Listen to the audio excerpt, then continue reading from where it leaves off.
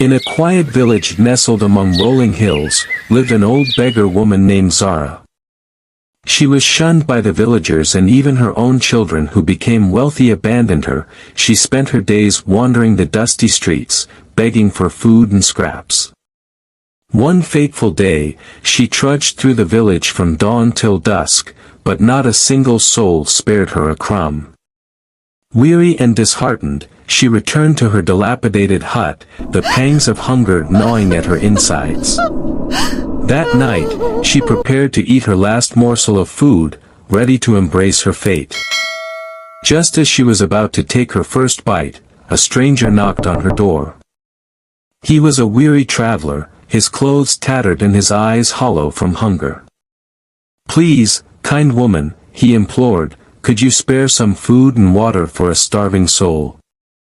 Tears welled up in Zara's eyes as she told the stranger of her plight. "This is my last meal," she said, her voice quivering. "No one in this village would help me. But I cannot turn you away, for I know the agony of an empty stomach." With a heavy heart, she offered him her meager portion. The stranger, moved by her kindness, reached into his bag and pulled out a small black pot. "You have shown great compassion," he said, handing her the pot. "This is a magic pot. Simply say, 'Magic pot, give me a plate of food,' and it will provide. It can feed an entire village." Zara was overwhelmed with gratitude, laughing so hard, she hadn't been this joyful in a long time. She thanked the stranger profusely, tears of joy streaming down her face. Little did she know he was an angel. Weeks passed, and a severe famine struck the village. The crops withered, the rain ceased, and the hunters returned empty-handed and injured. The villagers were on the brink of despair, but Zara thrived, her hut filled with the aromas of delicious food. One day, a curious boy named Tomas overheard voices coming from her hut. Peeking through the window, he watched in awe as Zara commanded the magic pot, "Magic pot, give me 2 plates of food," and the pot obediently produced a feast. Tomas ran home, breathless, and told his mother what he had seen. That night, she and Tomas crept to Zara's window and witnessed the miracle themselves. The next morning, she and the boy hurried to the king. The boy revealed Zara's secret.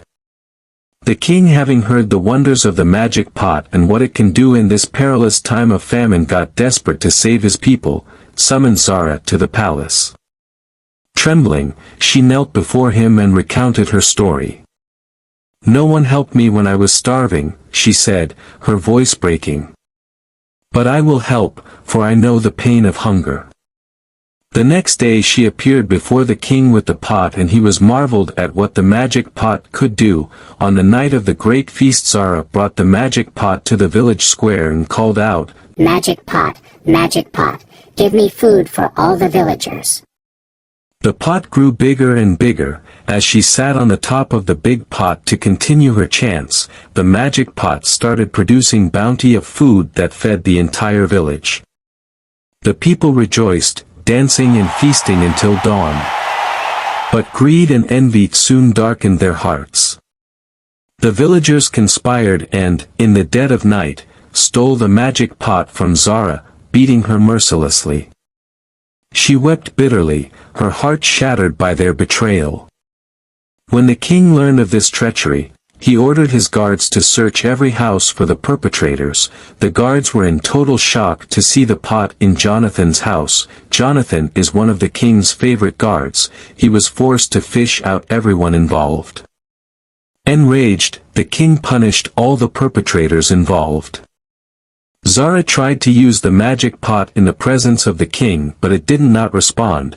She tried again and again and again, but all to no avail. She wept bitterly. It was so sad. The magic pot refused to produce food, having been tainted by the villagers' greed. In recognition of her suffering and her unwavering kindness, the king made Zara his right-hand woman. He decreed that the villagers must farm and bring food for her and pay their taxes to her. Zara, once a destitute beggar, became rich and influential. She used her newfound power to ensure that no one in the village ever went hungry again, transforming her sorrow into a legacy of compassion and generosity. Please subscribe and follow for more.